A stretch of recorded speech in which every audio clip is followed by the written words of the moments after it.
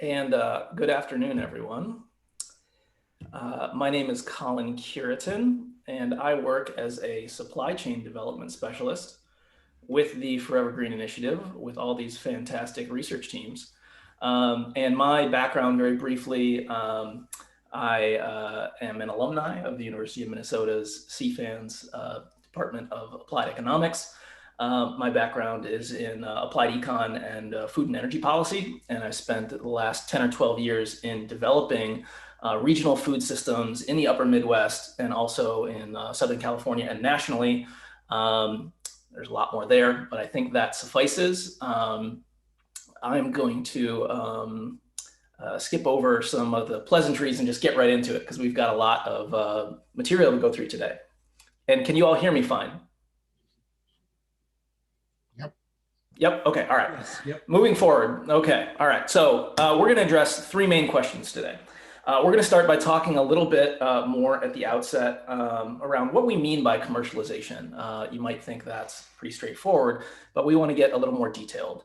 And also this being not a seminar, but a meeting of the minds. I'm going to take the opportunity to throw a few more academic concepts in there to really lay the foundation for what we're talking about around our commercialization efforts. Then we'll talk about our current progress on Forever Green's commercialization, what we've been up to, what the recent successes have been, and then we will dare to discuss where we are headed and what the needs are. I'll address the first 25, 30 minutes or so, and then hand it off to Connie. And I will speak mostly about this commercialization framework, Kernza, and camelina, and Connie will take it from there on markets and some of the other leading edge forever green crops. So what is commercialization anyways? Here's a pretty standard definition. Commercialization is the process of managing the transfer of research knowledge to a place where it becomes an application in the broad marketplace. Commercialization is not easy though. The process is almost always difficult. Very few innovations go on to become a major commercial success. So from the outset, I think it bears stopping and discussing that what we are proposing to do in this commercialization work is difficult. It's very difficult. And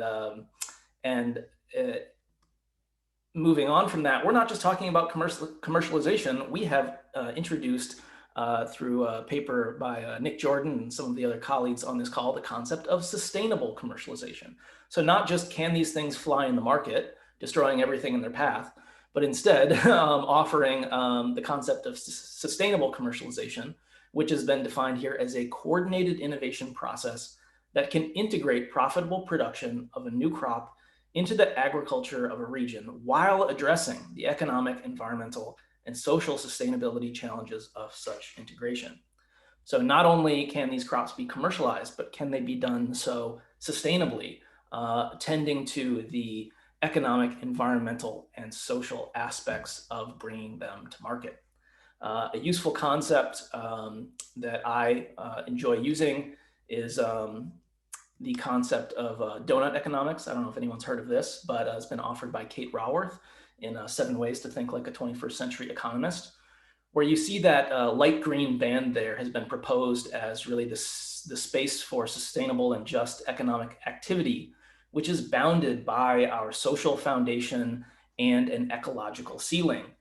And many people have gone on to show the ways in which we are exceeding those ecological boundaries and falling short on those social foundations.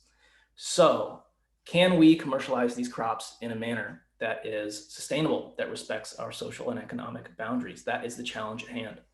So I wanted to mention that this introduces an important kind of shift from, in the philosophical language, what you could think of as a positive economics or positive science, where we're just going about our business, describing what is, to what's been called something more like normative economics and normative science, which kind of shifts us a little bit from is to should, which is a big shift. But I think we should all recognize that there is a shared value proposition we are endeavoring upon, which our farmer partner, Carmen Fernholz, for example, has simply dubbed the promise. So we should be very clear about that. Now, how often are ideas successfully commercialized? Everybody, you kind of hear that classic saying 9 out of 10 businesses fail. Well, I looked into this a little more closely and found a paper from 1997, and this will really lift your hearts, everyone. They found that across most industries, it appears to require 3,000 raw ideas to produce one substantially new commercially successful industrial product. And to do this, they looked across multiple fields. They surveyed inventors, they looked at the patent literature and talked to industry leaders and kind of worked backwards from major innovations and found that starting with about 3,000 raw ideas, idea generators would take minimal action on about 300 of those ideas. 25 of those 300 would advance to becoming a small project. 9 of those projects would survive. 4 became major development efforts. A little less than 2 were actually commercially launched, and on average, 1 was successful. So they have derived what they've called a universal industrial success curve. They looked at this in pharmaceuticals, industrial technology, and this is a logarithmic scale. Looks kind of like a black diamond ski slope, but this is the slope we're on. And the good news, everyone, now that I've lifted your hearts about this industrial success curve, is that the continuous living cover crops that we are working on are well past stage 1. This is a very qualitative assessment. I probably didn't get everything exactly right, but I could just kind of briefly chart out where we're at in the development of these crops. And I would call some things like a significant project or major development effort, say a national CAP project, multi-institution, multi-sector. And we now have multiple of those going. We have some crops that are out there active in the marketplace, like elderberry, but also Kernza has endeavored upon its commercial launch in the recent, you could say, 2 years. And now the question is, can we make it to commercial success? So each of these are kind of on their pathway, but the good news is we've gone through a substantial amount of this winnowing process where a lot of the crops, I would say, are in this like small to major development aspect stage. And we are getting to the commercialization team tends to get more and more involved and when we get into these major development efforts and preparing for commercial launch. I'm going to pause a moment and, okay. Yes, there we go. So somebody asked, how do you define commercial success? Well, I think Nick Jordan's sustainable commercialization concept gets at that, but we can talk more. So moving forward, some other useful concepts. I find that history is a good teacher. So I've been reading a lot about the history of soy and canola and how those were commercialized. And that story, if I understand it correctly, basically goes something like this. There's some major geopolitical shock that interrupts business as usual. Otherwise, business as usual continues. In the case of the last century, the major geopolitical shock that transformed the crops on our agricultural landscape was World War II. Namely, it cut off the oil supply from Asia and also sent the US and Canada scrambling for alternatives for industrial oils, but also protein sources, war rations. And as a result of that geopolitical shock, the next phase is massive public and private investment in research and development. In some cases, that meant wartime government contracts. It also meant significant private industry investment. And I don't know if Lee DeHaan is on the call, but he's often looked at kind of the history of flight and talking about all the things that had to be tried, sometimes diligent, step by step, sometimes slightly outlandish to bring these crops to market. One example in the history of soy was Henry Ford's soybean car. I don't know if you've all heard that story, but in 1941, Henry Ford developed the exterior of cars from soybean, and here's him hitting his own personal car, which has the back panel made out of soybean. Henry Ford making a soybean car did not lead to the commercialization of soybean. It is one example of the many, many things that had to happen. Underlying that is a significant and sustained basic research process.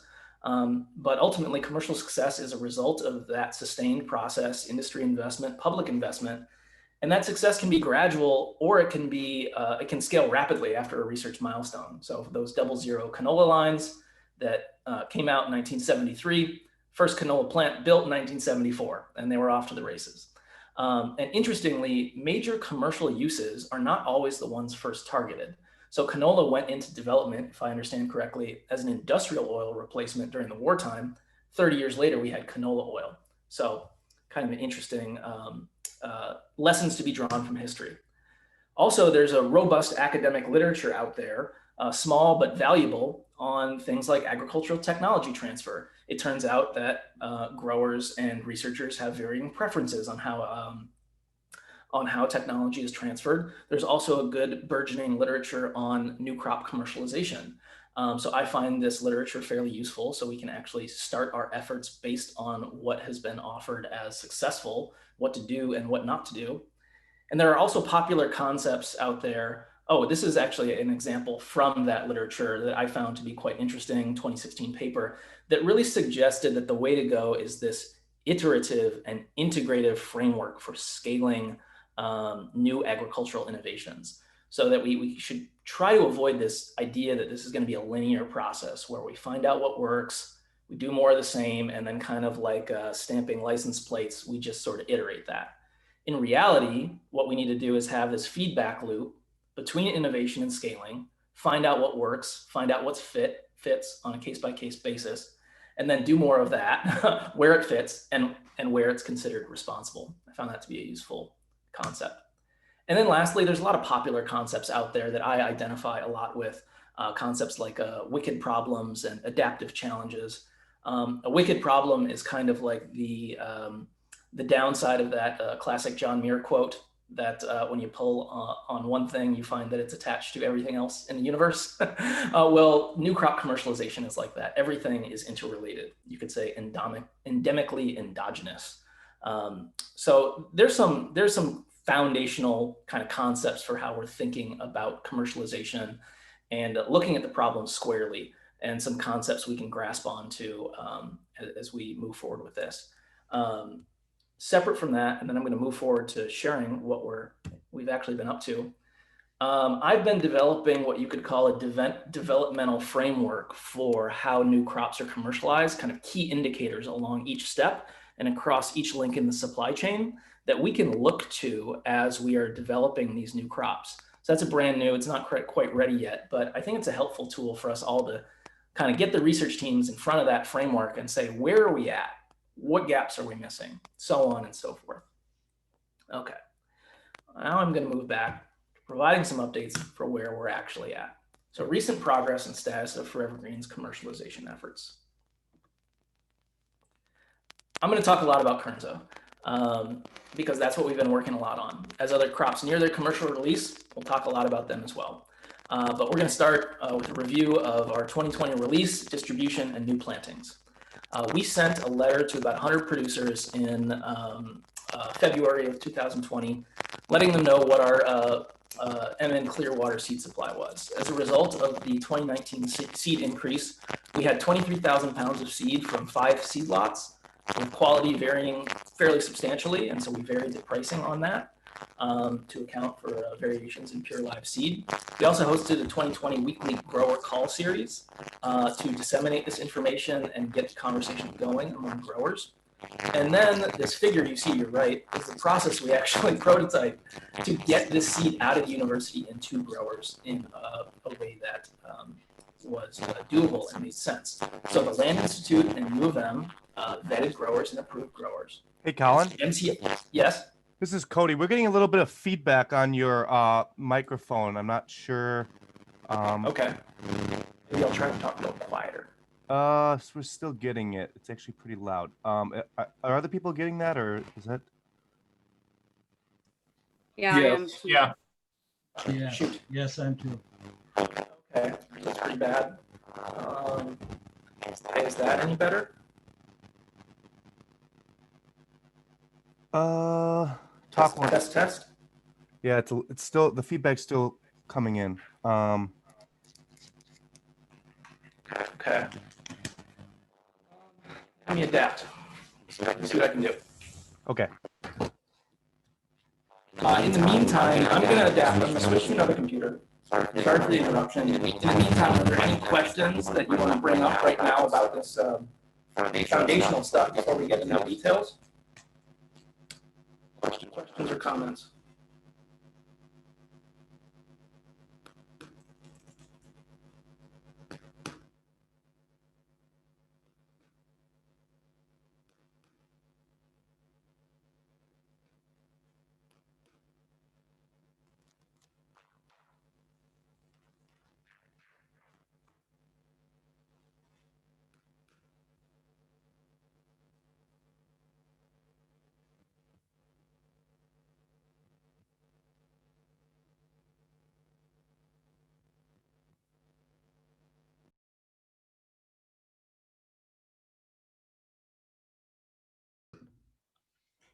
Okay, can you hear me now? Yeah, that sounds good. That sounds really good. Yep. Okay, I got two screens going here. Good. Sorry, everyone, for that brief interruption. I'm going to keep cruising. Okay, so we had 23,000 pounds of seed this last year, and the U of M and the Land Institute vetted and approved those growers. MCI executed the sales, and we are at a scale of volume that was a little bit beyond MCI's interest or capacity to house and sell all of that product. And so we worked with our contracted seed distribution partner, Minnesota Native Landscapes, to distribute that product. And so you can see how many opportunities for failure might have been in there. But amazingly, we were able to sell 14,000 pounds of that seed, get all the purchases executed. Hey, Colin, did you Yeah. mean to start sharing your screen again yet? Yes. Gosh, sorry for the technical difficulties. Okay. We're all living our greatest COVID life. Yeah. Okay, is that better? Are we good? We good to go? Good? Yes, we're good to go. Okay, all right. So we had this unique partnership with MCIA and Minnesota Native Landscapes. There was a lot of opportunity for failure, but we didn't fail.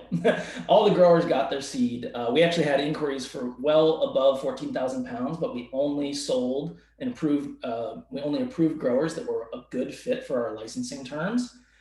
We took in about $36,000 in revenue, and we've resulted with 36 new Kernza plantings, 10 of which have a core research focus, 26 are commercial. Most of those are in Minnesota. There's at least one in 6 other US states, and we supported the research program in 3 European countries. Here's our current production, including the plantings that went in this year and last year and previous year's active plantings. We now have 49 active commercial Kernza plots, an average size of 27 acres each. We have a pretty good spread across our target clusters, or what we're calling EECOs. I'll talk about that later. Modest and coordinated expansion into Wisconsin. And we now have 5 commercial Kernza plots in Wisconsin that we supplied the seed for. Within Minnesota, about 1/3 of our plantings are in drinking water supply management areas. 10 are just adjacent to DWSMAs, and 60% are non-DWSMA. And 70% of all current acres of all current commercial acres were added this fall. So I think that's an important point to highlight, that really the bulk of our commercial acreage went in this fall, and we really need to take care of all the plantings that went in previously, but really keep a focus on this, what I would call first significant cohort of commercial plantings, and making sure we support success. Here's just an image of this is called a Sankey diagram that kind of weights by acreage where all these acres are by germplasm, year, region, grower, and then whether it's organic or non-organic. I like visual tools to look at the spread of where things are at. So here's some things we're learning.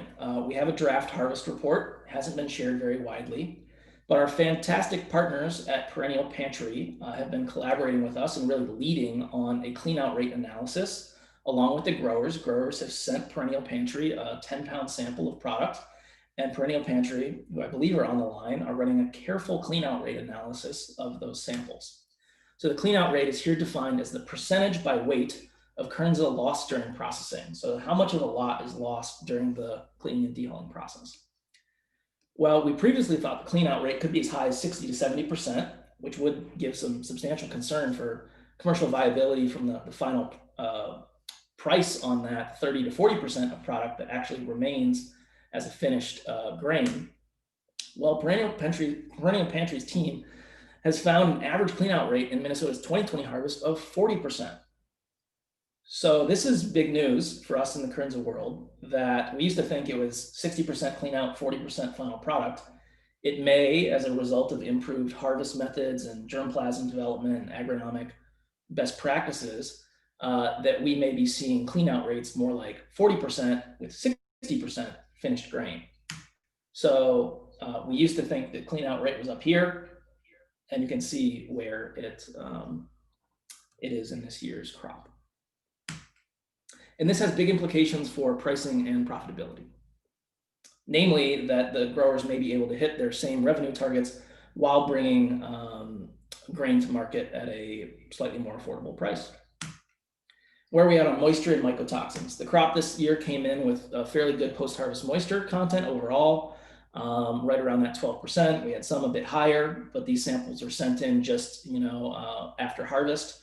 So crop appears to be taken at a good moisture level and dried down fairly quickly. Now, where are we at on mycotoxins? Aflatoxin does not appear to be an issue in this year's Kernza crop. However, we are still seeing some issues with DON, or vomitoxin. It's not across the board, and the sample size is very low, but we saw some huge spikes in a few samples in Southeast Minnesota in particular.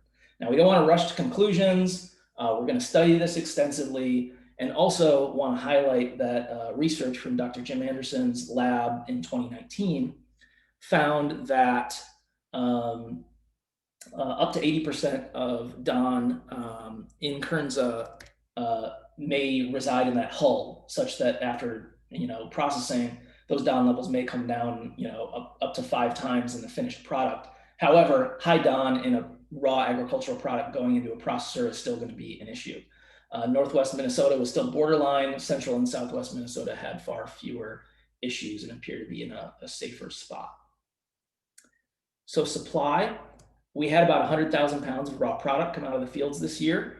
AURI is holding some of that grain back for market development purposes. Fortunately, those high DON lots were very small plantings. It's like 4 acres here, 5 acres there, but I did account for some of that. And then just assume that a little bit more of that product doesn't make it to market. What I think we have out there right now is about 40 to 60,000 pounds of Kernza grain that could move into the market. And so your question might be, how's that going to happen? Well, there's a great effort underway around a Kernza growers marketing cooperative, which I won't say a ton about because it's a little bit preliminary, but those calls that started in February 2020 have continued. Growers are now leading those calls in all aspects of the process. Some of the leadership from that group is on the line today. They developed a leadership team that meets regularly, separate from the full group, and has met once in person over the summer. U of M, through our MDA implementation funds, is investing a small amount in the leadership and early market research for that cooperative. They now have a draft vision, mission, values, and proposed activities.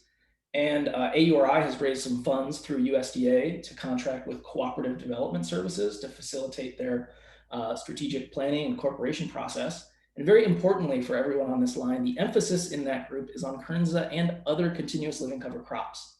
So this group is stepping forward to propose to be the premier group of growers that stewards these new crops on the landscape and bringing them to market.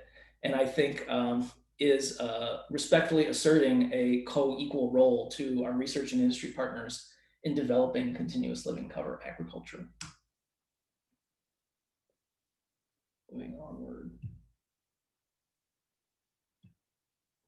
So where are we at with supply chain development? I'm going to be off Kernza soon, running up on time.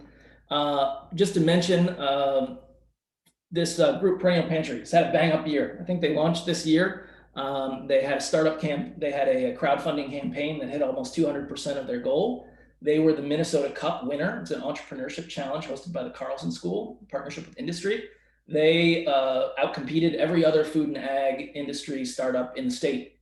So I just want to highlight that. The first business to really launch around Kernza in Minnesota blew all the other ones out of the water. That's very exciting. And they continue to be an ongoing partner with growers and the university in really some very meaningful applied research endeavors that will also matter a lot for the market and supply chain development around Kernza. They're running a citizen science campaign. There's our partner, Peter, over at Friends of the Mississippi River with the Oven Mitt Thumbs Up. We now have 3 seed companies licensed for MN Clearwater through the end of 2024. Albert Lee Seed, Minnesota Native Landscapes, Brown Seed Genetics, which is just over the border into Wisconsin. And they have that ability now to grow, buy, sell, and distribute MN Clearwater until the end of 2024, at which time we will reassess. AURI has developed fantastical technical specs and application bulletins around Kernza, which are very important for supply chain development. And several other aggregator processors are now well established or establishing, including Healthy Food Ingredients and Sustain Grain in North Dakota and Kansas. And we see entrepreneurs emerging in multiple other Minnesota regions. We do have funds in place from the Clean Water Legacy Fund, MDA supported pilot implementation program, which has since been renamed the Forever Green EECO implementation program. These 3 regions you see here have been deemed economic and environmental clusters of opportunity, or EECO. As many of you know, EECO is Greek for home and is both the prefix for economy and ecology.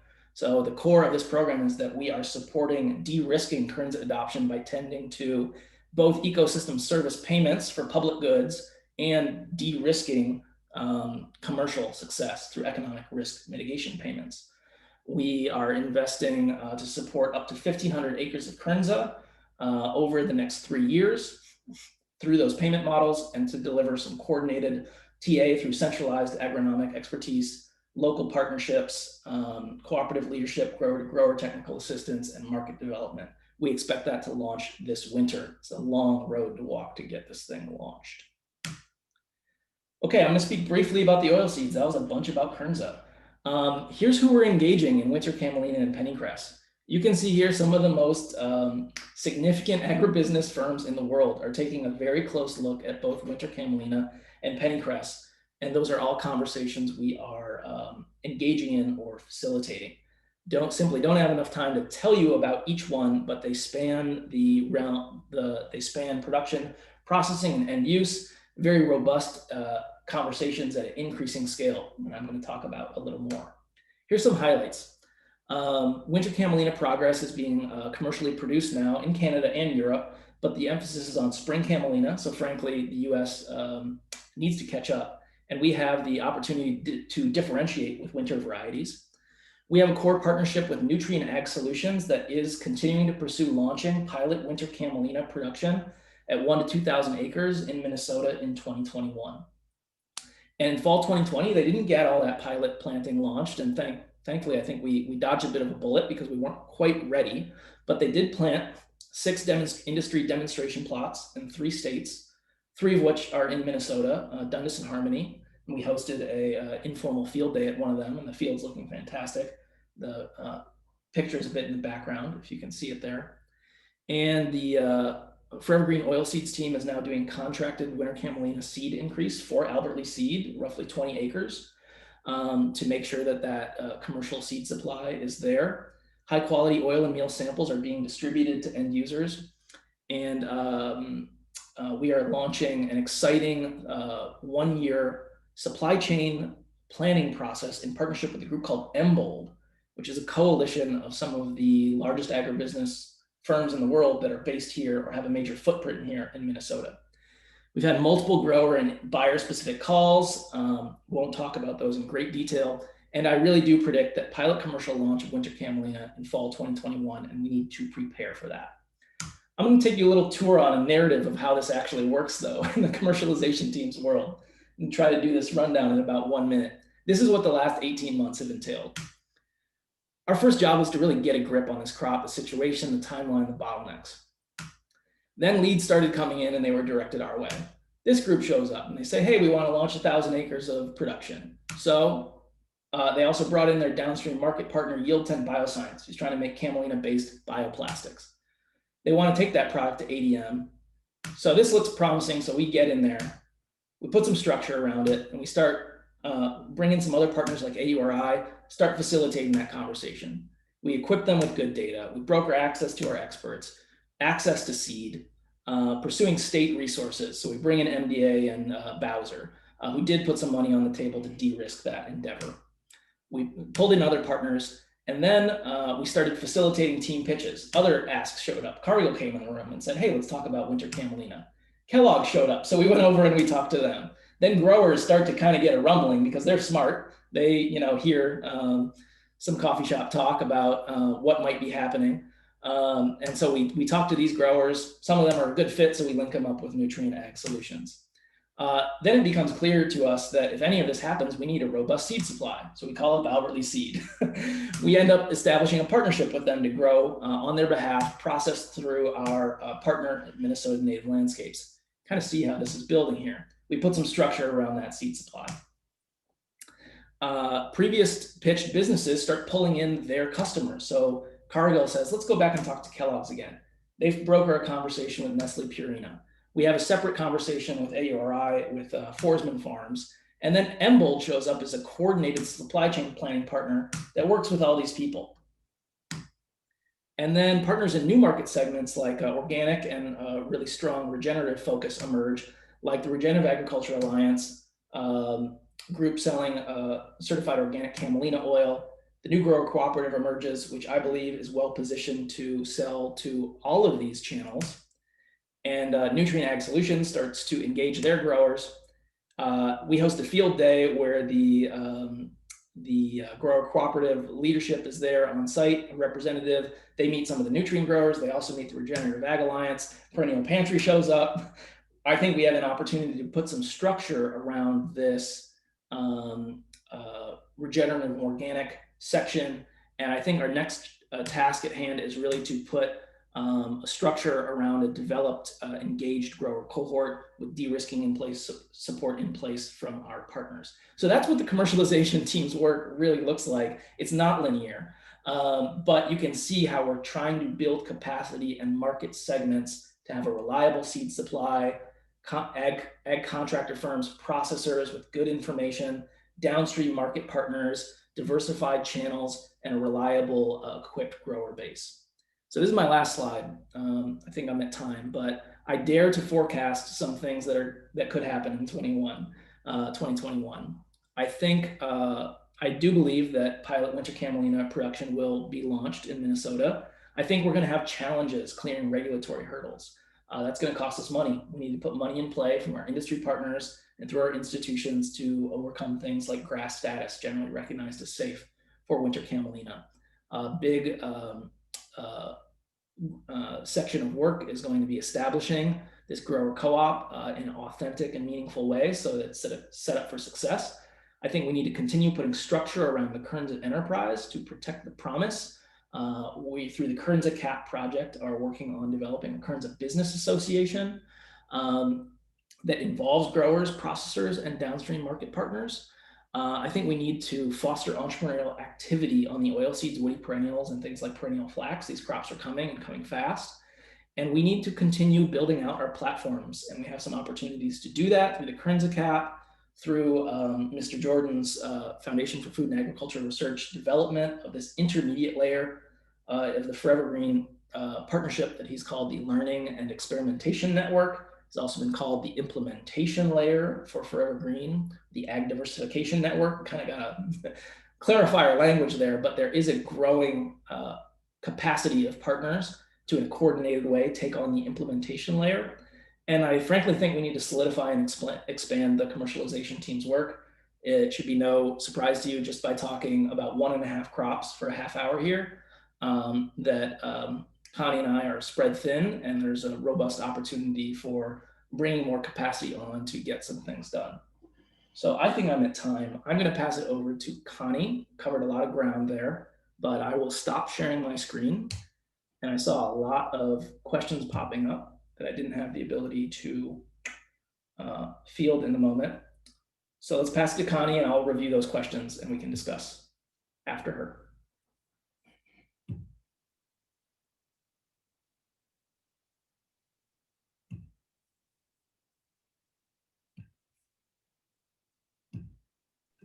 Sorry about that. Working on my mute buttons here.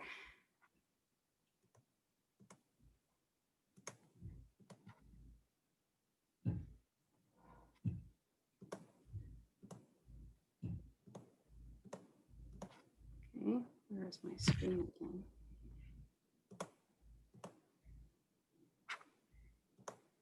There we go.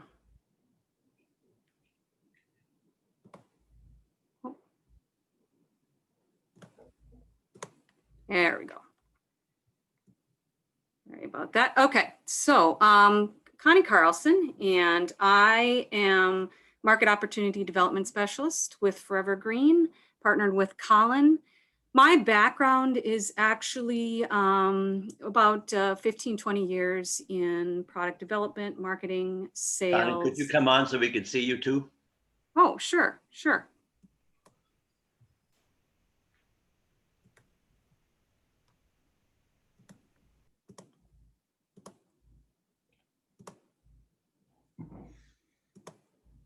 There we go. Okay.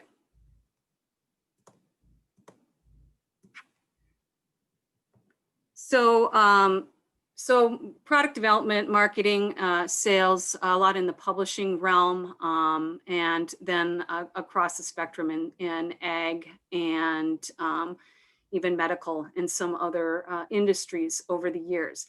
So today I'm going to tell a little bit more story. I'm going to talk about the market development work that we've been doing, the successes, the challenges, the progress that we have made so far, and really where we're hoping to go.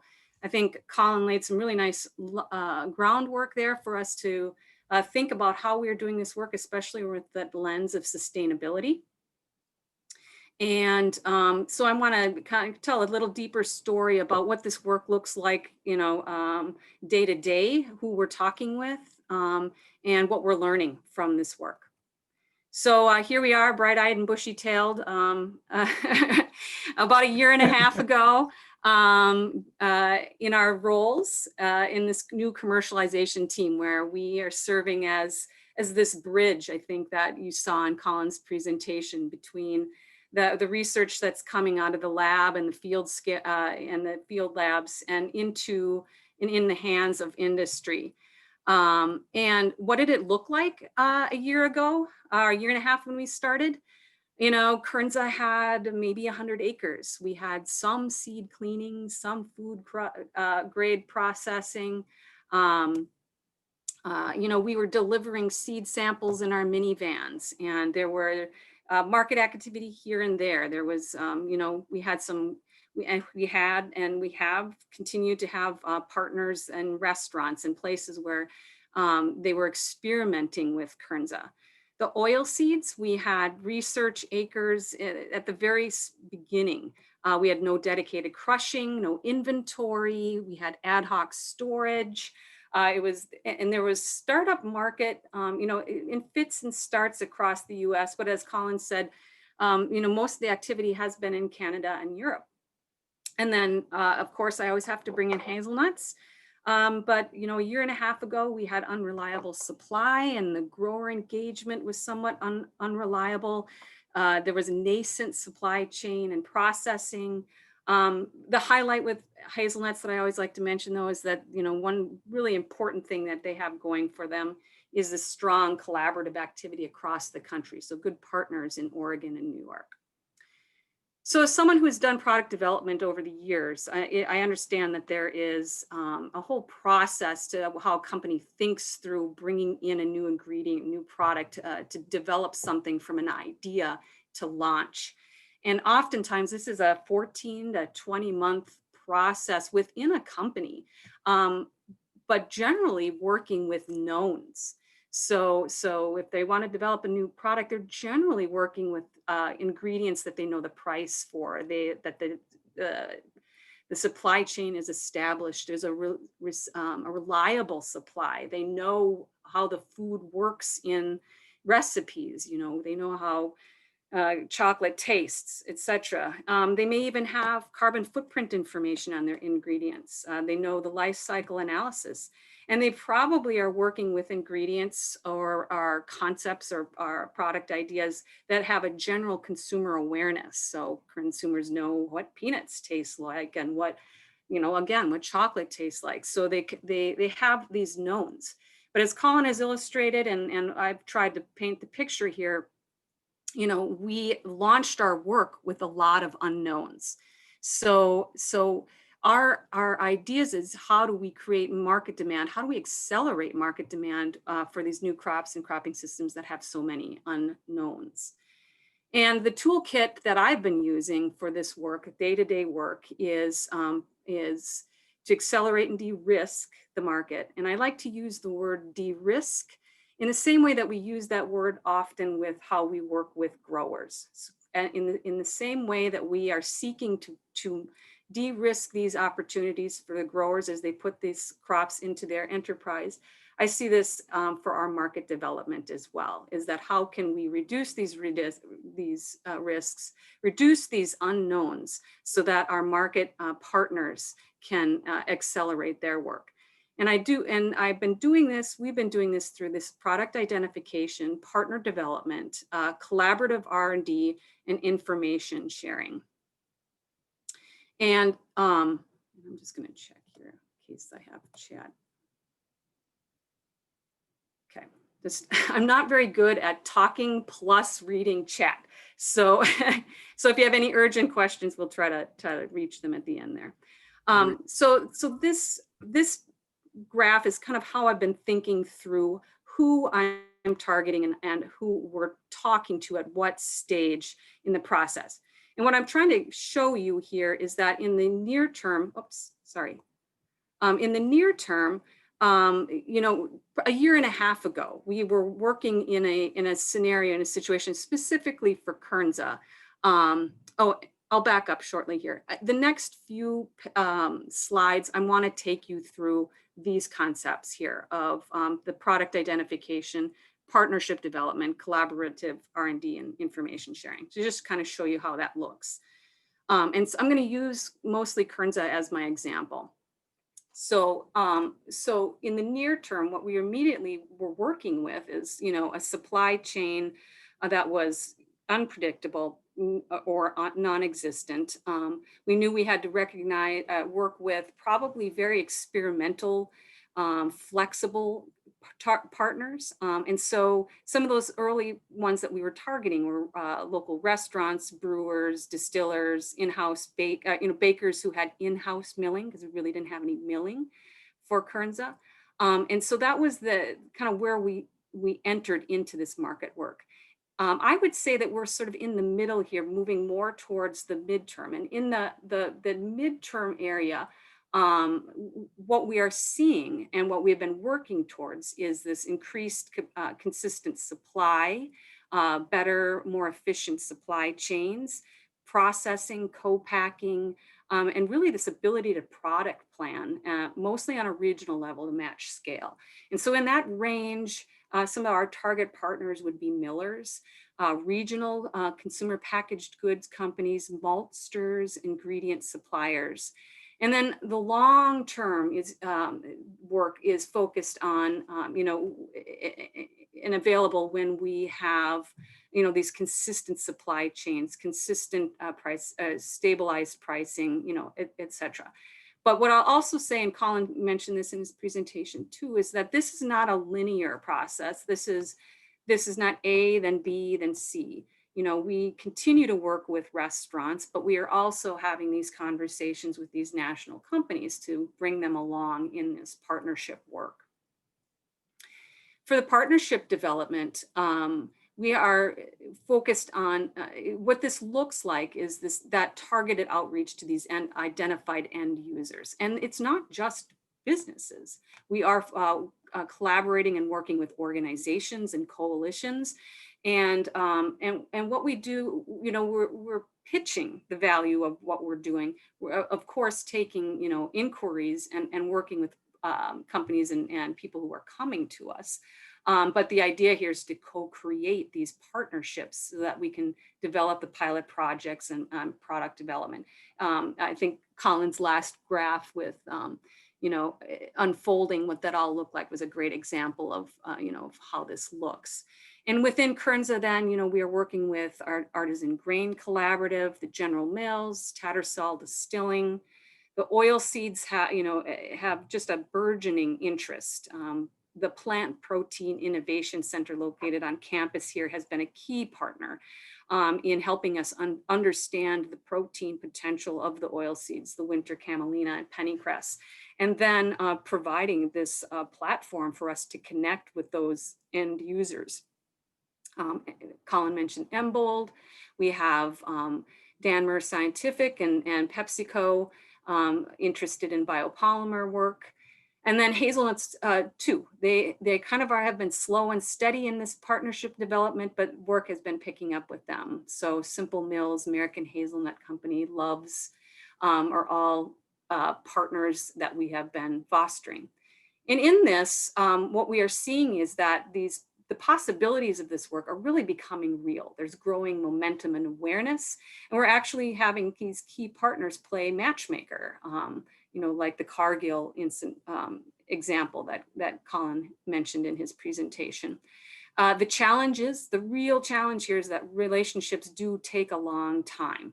There's emails and calls and PowerPoints, and sometimes things drop off. There's a challenge of being in the pre-competitive marketplace as well. It can be a tricky place for these partners to come together and share information. And then COVID has been a real, there's been real challenges that have come out of that with the partnership development, but also exciting pivots. On the collaborative R&D and product sample work, the collaborative R&D, is a partnership process, but one of the key elements to it that I wanted to highlight is that we are now in a process where we have a more responsive process for getting samples, product samples to companies that want to work with it. Because one of the key ways to de-risk that work is just to get it into their hands so they can start working with it. So we've moved that process out of our trunks and, car trunks and research offices and into some fulfillment processing. So hazelnut oil, meal, and flour, we work with the American Hazelnut Company to do that, to get those samples out. Kernza grain and flour, our Sprout Lab partners have been amazing in storing and distributing samples for us. And the oil seeds, both the harvests from the 2020 are now stored at AURI, and we work with them on a case-by-case crush, which is really important because we still need to understand how to store and process those oil seeds properly so that we get good samples, and AURI is going to do that for us. So our success is that we just have these generous partners who are doing this great work with us. And the challenges are that there's some paperwork and that coordination that has to happen to make those samples go out the door. Information and resource sharing, I think this is just core to our work. We just are juggling quite a bit with these communications between these various entities to ensure that our work is collaborative, cohesive, and that they're moving in the same direction. And I think one example that I'll give you is just, in the last year, there's been a lot of malting for Kernza work. The number of entities have gotten funding for this work. And when we discovered that this was happening, we brought those entities together so they could talk about their research in whatever way they felt comfortable, but to also develop some capacity, leverage the capacity and ensure that we can all move this ship forward together. And so from these collaborations, we've seen this increased capacity. We've seen better coordinated efforts in value chains and application bulletins, which these are some new pieces that have been developed by AORI for Kernza. This one I'm highlighting here is brewing, but what's great is that these are these pieces that we share now with our partners and say, here, this is how this grain works, this is how it compares, this is how to store it, these are some recipes. And they have several of these out for various things, including just a synopsis of Kernza itself. So these are another set of tools that have come out that help us kind of accelerate our conversations for product development. So the next couple slides, I'll try to go through kind of quickly. I think some of you have seen a number of them already, but these are just some deep dives into the markets and how we're working with them. And I'm again going to use Kernza as an example here, and then I have a few other crops interspersed. But for Kernza in the near term, we have been laser focused on craft brewing, and one of the big reasons why is because it is one of those. It's a market where we can integrate Kernza grain very quickly and with very little processing needed. And so it was a way to move the product. And also the craft brewing market talks to their customer very closely. They communicate these messages. They tell the story of what's in their products, and their consumer is interested in that. And so it's this great conduit for really sharing the story of Kernza. And we've seen that played out with Bang Brewing, Imminent Brewing, Fair State, a number of partners over the years. And we continue to build out this work, especially as we are learning more about brewing with Kernza. And one of that, like I said earlier, one of the most important things that we are working on right now is malting, because that will help increase our inclusion rate. More brewers will be more readily able to include Kernza in their brewing process if they can get a hold of the malting and get it malted. So we are working very diligently on that work. And the last thing I'll say is that I've recently connected with Sue Marshall from Net Zero, and she works on spent grains, and she's been long interested in working with Kernza. Spent grains are a byproduct that comes out of brewing. There's also distiller grains, and they are developing co-products. There's a great interest in developing co-products from spent grains to help brewers and distillers with another source of revenue, but also for us to continue to develop additional products from Kernza. I also want to highlight the craft distilling work, because we're seeing an uptick in the interest here. And I'll say that this is another market that's really growing in Minnesota and across the nation. When I first did this, put this piece together, I think I had 30 distillers on my list, and in the last 6 months, there's now 40. And that's the same type of growth we're seeing with craft brewing as well. And I'm highlighting Tattersall here. Tattersall does have a barrel of Kernza whiskey in their inventory, and they're aging it. They sampled a little bit of it this summer, and they said it tastes amazing. So we have some exciting product testing to be doing, probably crossing our fingers sometime in the next year. But we're also interested in this distilling market, because we think that this is probably a good place for some of that high Don grain that we are talking about, of moving some of that grain into distilling. We're going to be doing some research on understanding where Don goes in distillate, and to get some more solid information about that. But distillers buy grain in totes. And so here's an opportunity to move a lot more grain. And so that's one of the reasons why we are very interested in continuing to build out the craft distilling. I'll go briefly over the CPG. What I want to highlight here is that when I originally made this slide a couple months ago, we were in just the beginning kind of talking about, and I'd identified some companies that I'd been communicating with about working on developing some packaged product. But I changed out the picture in this slide to show you that because of COVID, we actually were able to accelerate a regional packaged good of Kernza. And I think most of you probably know the story, but our partners here, Sprout Labs, they needed to pivot during COVID. They were concerned about some of the market changes that were happening in restaurants and breweries. And so we worked with them, we and the Land Institute and others worked with them to develop this direct-to-consumer campaign that was very successful. I think a number of us were like, yeah, this is going to be successful, because there was such a pent-up demand for Kernza from just consumers. And it's true. They like Colin said, they met their goal by 200%. They shipped grain across the country, and that campaign allowed them to then invest in some infrastructure. And now we have a place to direct consumers if they're interested in buying grain and flour. And so we went leaps and bounds in that campaign. And I can't leave hazelnuts out. we had an exciting opportunity happen this spring. I did a presentation to MDA last fall about Forever Green, and in the audience was a chocolate company.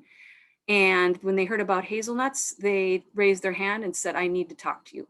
And we ended up connecting. I connected them with the American Hazelnut Company and directed them to this byproduct from their processing, where when they press, when they crush the kernels and they get their oil and their meal, there's this puree, is what we like to call it.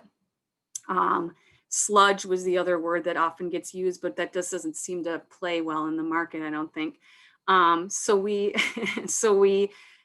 shared with them this puree, which is this oil and meal combination. It's like a really runny peanut butter, but we knew that it would be something that would be a good ingredient.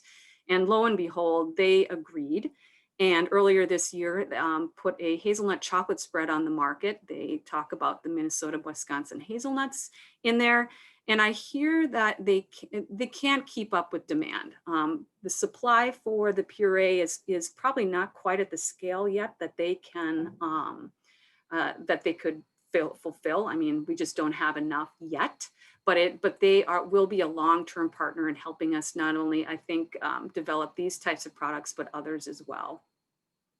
So very briefly, because I think we got a nice picture from Colin about this long-term, those long-term opportunities, working with industry, developing these long-term partners in the same type of model that we've developed with General Mills.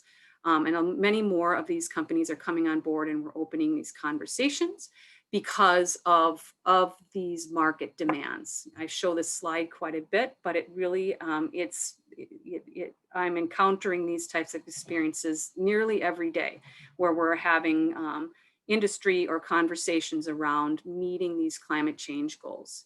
Cargill announced this last year. This is the most recent sustainability report from Ingredion, which is a protein company.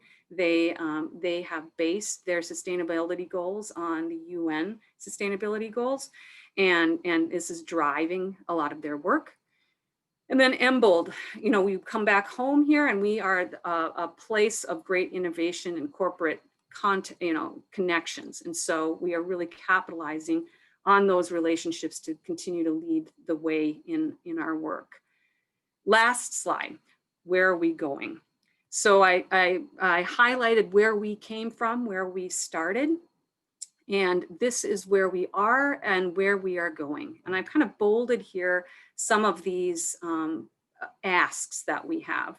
You know that, I think many of you know that Kernza got a massive multi-state, multi-institution funding to really be a center of gravity for how we continue to implement Kernza across the country.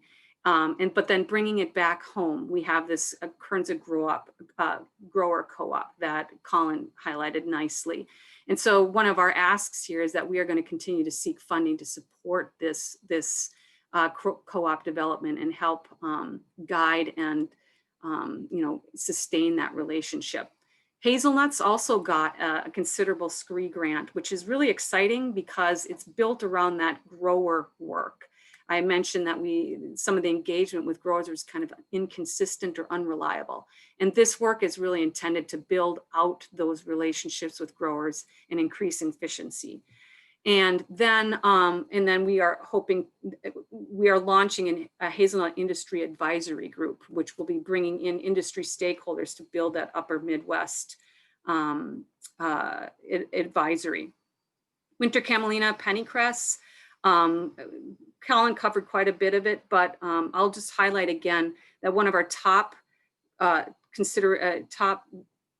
goals is to secure the grass funding, generally regarded as safe for winter camelina meal, oil, and or protein. And this will allow us then to incorporate those ingredients. Industry will then use them as safe ingredients in their product development, and that will really open the doors for product development for winter camelina. And then Pennycrest, very exciting work over the last year and a half with the cover crests, and I prefer collaborations.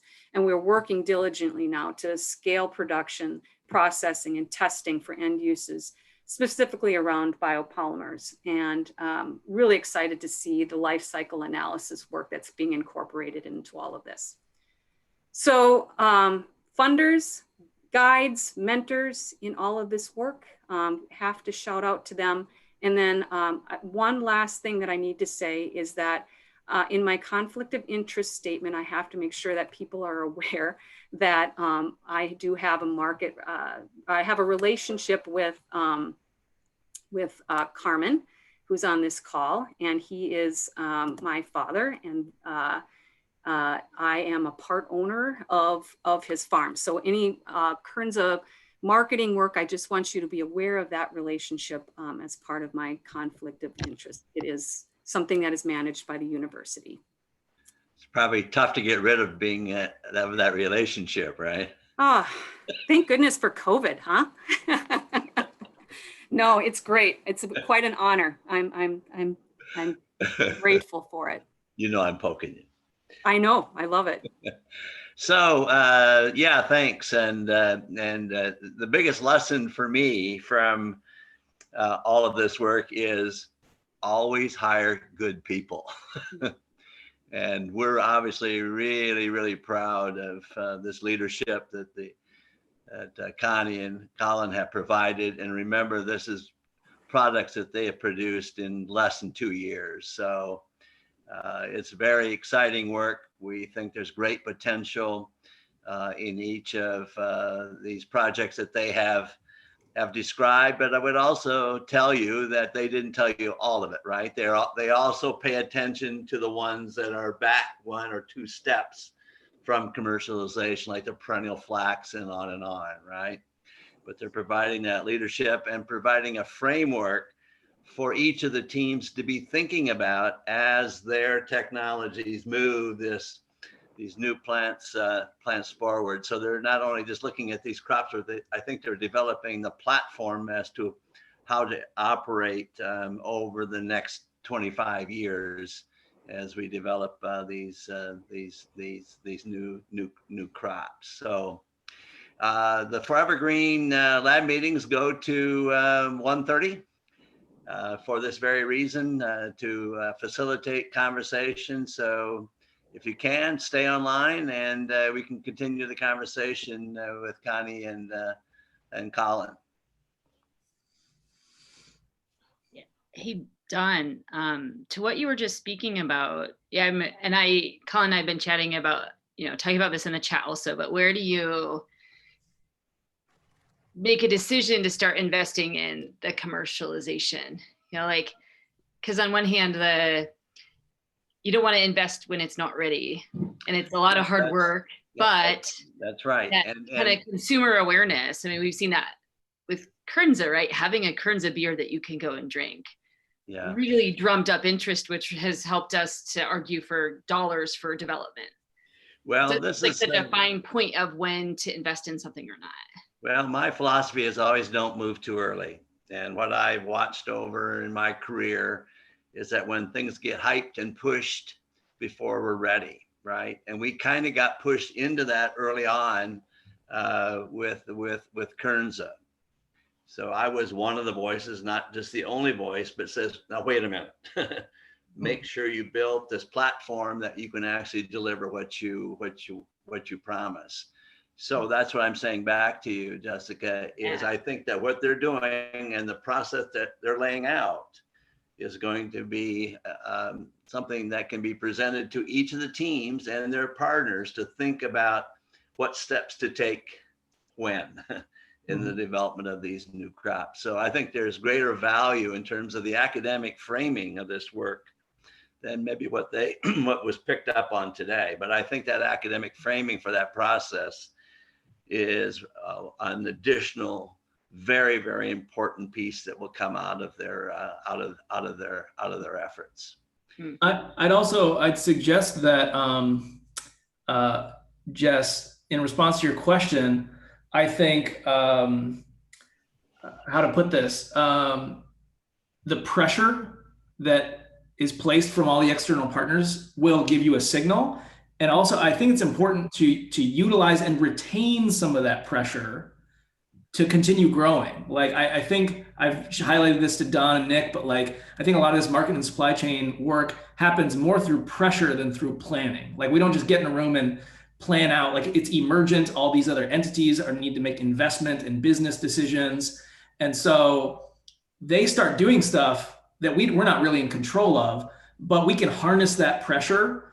But if you overshoot the pressure, then you have a deflated balloon, right? Which is not anything anyone wants to buy, right? So, but it's that pent up energy that if people are like, if they can't get Kernza for a while, you don't want them to forget about it. Something is always going to come along in the market. We can't miss the boat, but if there's more energy in the tank waiting to go when we're ready is much better than overshooting and ending with an empty tank. And it's always an interesting framework, right? When you have a new idea and you're moving something out, you are pushing it. But be careful of how far you push it. Go to the point where it flips and it becomes a pull. Right? And I think that's what they're describing to you. We're now going from the push from the crop team perspective to a pull from the supply chain and the end user. Yeah. And I guess the flip side also, where do you go the other way? You've been investing in something, and maybe this speaks to what you were saying, Don, of just really waiting until you're ready with something, that you don't, prematurely invest in something that you then need to pull back or have a wasted effort in. But I'm just curious. Everyone wants to move too fast, right? And that's the biggest issue that I've had to deal with over the last 20 years. Everyone wants to run out and plant something. Yeah. Right. But you get the value of the Forever Green initiative today, that we have all of these moving parts. And what I'm the proudest of is that we've been able to keep them all together and move them all in unison, from basic genomics.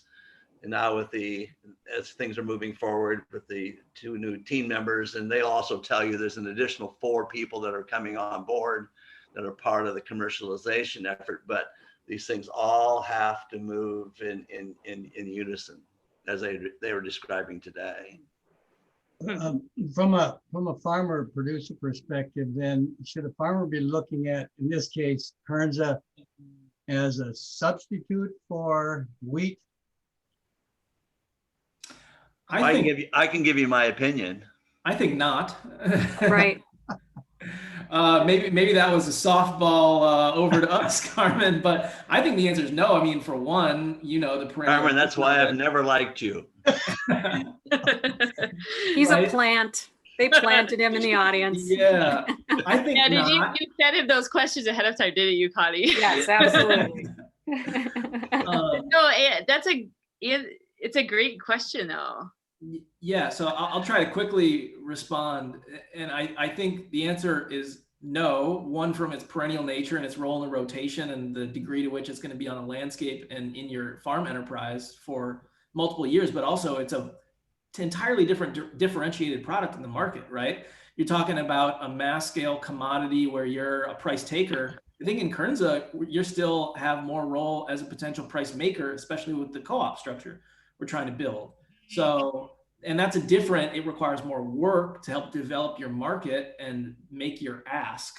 Some people just would prefer to take the price that's out there and not deal with all that. But I do think there's more profit potential. There's also more risk, I think, than wheat. So these are all trade-offs that it's what you could say, it's, the plant itself may be a cousin of wheat, but in the marketplace, it's a whole different animal. Yeah. It's a response or a evolution of wheat in our economy and society, which is pretty exciting. It's like, the next level. Yeah, I think we spend a lot of time talking about that sustainability, the ecological services aspect of that crop, and really, of course, the platform. And we talk about that in the grower meetings, the co-op meetings as well. And Kernza gives us that opportunity. That's a tool that Kernza, those ecological services is a tool that, that differentiates itself from wheat and helps it in the marketplace. And when that's a valuable tool, then the industry will figure out a way to use that, especially because they are looking for those solutions in the marketplace. So continuing to hold on, giving that equal footing, because wheat we talk about, is important small grain in organic production, and it does provide its own sort of services and benefits with soil and all of that. But Kernza is supercharged on that. And so the more that we continue to intertwine those values, those ecological services values within Kernza as we talk about it, I think the better. So it stands alone, in my opinion. I agree with that. And the other thing we didn't talk about today, and always kind of keeps being left out, is that these crops are not standalone crops. They're part of the potential development of new agricultural systems, right? Yes. Carmen, in terms of the alfalfa Kernza rotation, right? In the same way, you can look at alfalfa supplying the nitrogen for corn for 2.5 years. The same idea behind alfalfa, Kernza, and the wheat, pennycress, camelina that we talked to Charlie about yesterday. And I think there's a whole set of these new opportunities. And I, again, would support what these guys are saying. I don't look at it as it's a standalone crop. It's not a replacement for wheat. And I think to what you're saying, Don, another thing that's really exciting, or at least about Kernza as a model for all the other forever green crops, is that ecosystem service benefit that goes along with all the forever green crops. And I think that on the ground,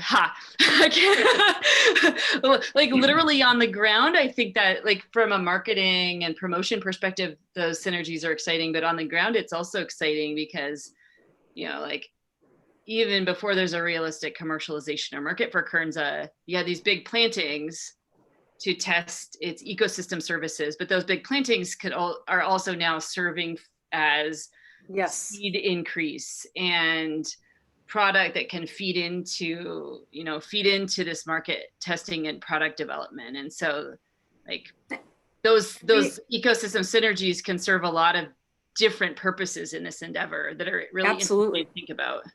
Well, I don't know if you spotted in my Bang Brewing little clip from Twitter on my piece. I mean, Sandy talks about the Lincoln Pipestone plot where that grain came from.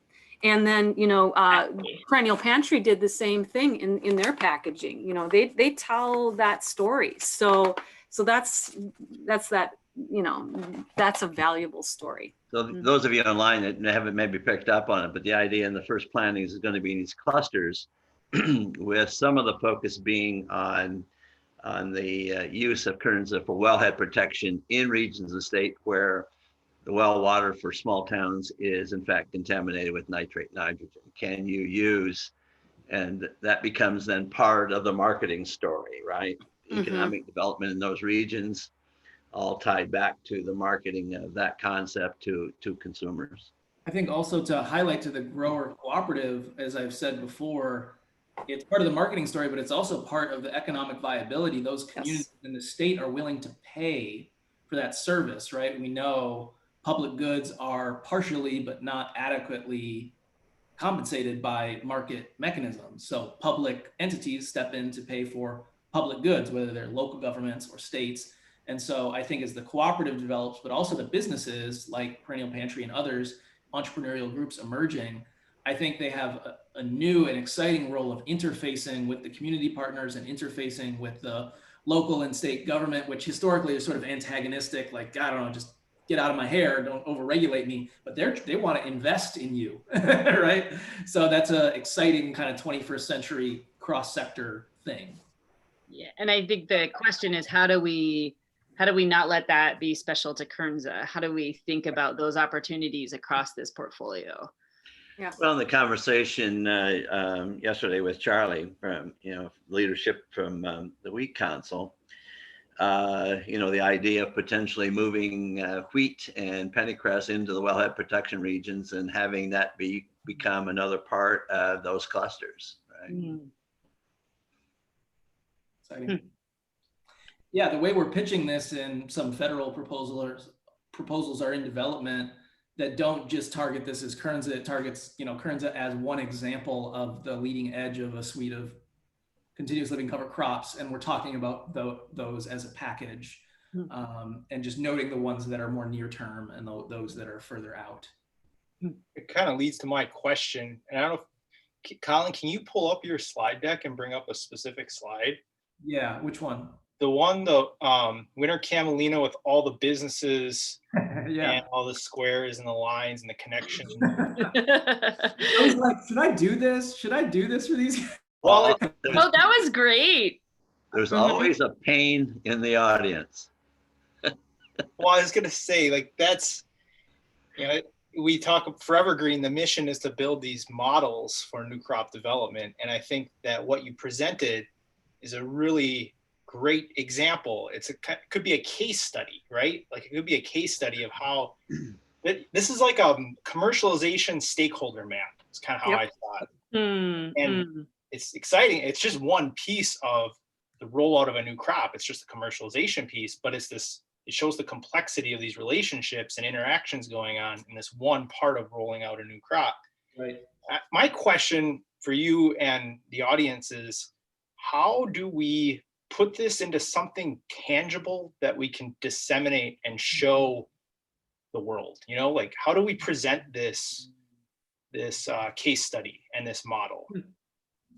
Okay, I have a couple ideas. One is that we need a small fleet of graduate student time to focus on supporting our development of those materials. I think it's fantastic professional development for them. It's frankly, like Connie said, like we are just stretched thinner and thinner. It's really exciting work to be doing, but if I had a team, a graduate student team as a capstone project to put together this case study, like they could talk to all the partners, I could support with the visuals, but it's just a capacity thing now. So when it comes down to, we go to, solidifying and expanding the commercialization work, I think through better integration with the arsenal of graduate students that we're training to go out in the world and do this. That would be my first response. I think it could be some examples could be a static, document. Others, I think we have a lot of opportunities to do more, like expanding on our YouTube channel, interviews with each of the partners involved in this, doing a stakeholder map and the different platforms that are out there to show, a little more in real time like this, how all of this comes together. And then as these demonstration projects ideally lead to some tangible successes, we can link this process to. Right now, we're just showing you the process we're in. What we want to do is link that to a success like we're seeing in Kernza. Like I'd love to write up, in a year or so where Kernza's at, if we have a couple thousand acres, and talk about the long arc of work we did to lead up to that, which is part of, if I go out of this, I think, as I was mentioning to Jess, we have opportunity to provide empirical case studies of how we're doing this. And also of that table you were showing earlier, both of these things. Yeah, absolutely. Right. So I want to sit down with each of the research teams and you can map out where are we at? Where is, I didn't spend a lot of time on this, but it's to say, okay, the seed supply, I didn't have that 7-stage thing at the time. I kind of broke it out into pre-commercial, early commercial phase, and commercial. But just in noticing what we went through with Kernza and where winter camelina's at, sort of noticing common things like, okay, the university is in charge of developing the seed supply. We're contracted to do that for Albert Lee Seed. We're doing that on behalf of Kernza. Well, now we're trying to shepherd that out to, seed companies. And that gets us from pre-commercial stage 2 to early commercial stage 1, and so we can start to look at that for each of these crops. It's not perfect, but this is just, I got a lot of ideas kicking around that I think we can publish this in the academic literature. We can also put resources out that are useful as case studies for the broader, multi-sector stakeholder group. And I would say too that we met with Nutrient Ag yesterday, and they're eager to they enlisted their media to start telling the story, and we slowed them down a little bit because we, like Colin said, we want to kind of have some success first, but there's eagerness for our partners to be telling this story too. So when we get to the point of, where we can show some success and some system to it, we'll have partners who can also share that story wider. Yep, that's great. Make sure your stories are real. Mm-hmm. Yeah. If you don't, you lose credibility. So be, coming from Don, be conservative. Good to know. Good. Carmen gets the joke. So there's a fleet of professors on the line here. If you have graduate students in your classes or research assistantship dollars for folks who would want applied projects, developing case studies, and building out the literature on this in partnership with us, please come forward, let us know, and let's get creative. And we can keep our eyes out for funding opportunities also. Definitely. Well, I think that's the other idea to remember is we develop grants. We think about putting something in there for outreach. Well, this is outreach. I mean, but I think we ought to be more directed in these requests that basically lay out, and they're now providing with a story to present, right? You don't have to make it up, right? Here's the story, right? And that's why I'm pushing. It would be great to move pretty fast to get a publication. So there's always something in these grants that you can refer to, right? Just Connie and Carl, just Connie and Colin, just another thing to do, right? Oh, yeah. But I think in terms of also developing, partners that can help put that academic work together to help share that, but not take credit away from you guys, but in terms of helping get it done. Right? Colin, make sure you send me a copy of that slide that Jake asked about. Okay, I can do that. I need to have that at our next call. Okay, will do. Yeah, I think for the co-op should start looking much more closely at camelina and getting some pilot plantings in, even just independently if you want to grow it as a cover crop and just get familiarity with it. But I think there might be potential there if on the other end of that cover crop season, you could have a harvestable crop. If not, just terminate it as a cover crop.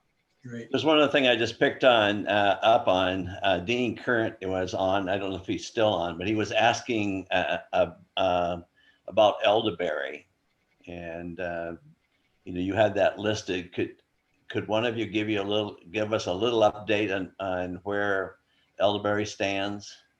Yep.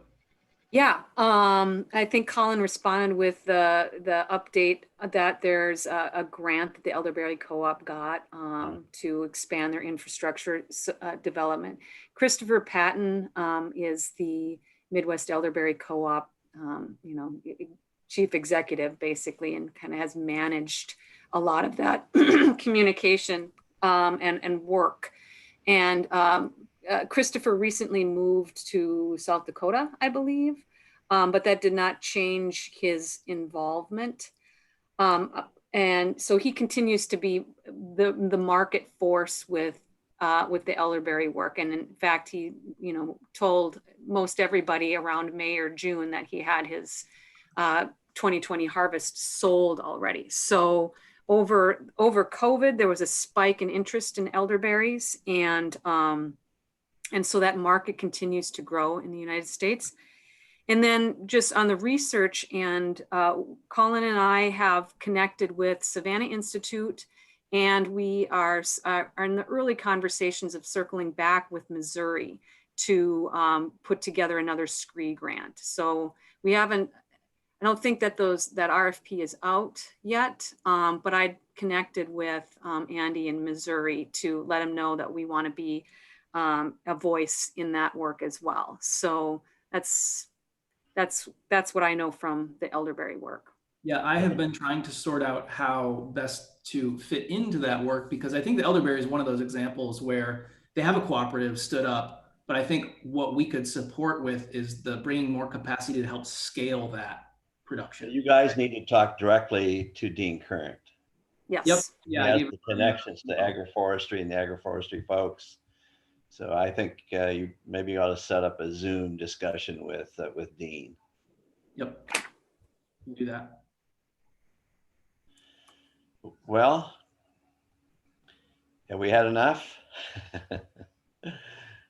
Appreciate the discussion with everyone, and a special thanks to Colin and Connie for a great presentation and leadership for the discussion. It's, as we all know, a very exciting time for the Forever Green Initiative, and appreciate all of the hard work, and make sure you understand we all know that this is all really, really hard work. It takes a lot of time, a lot of effort, and communication skills, and the capacity to work with a wide range of organizations, learning enough about those organizations so there can be a fruitful conversation. So appreciate all your skills in doing that, and the products that you're producing. Speaking on behalf of the entire program, not just myself, I know everyone appreciates everything you've done. So.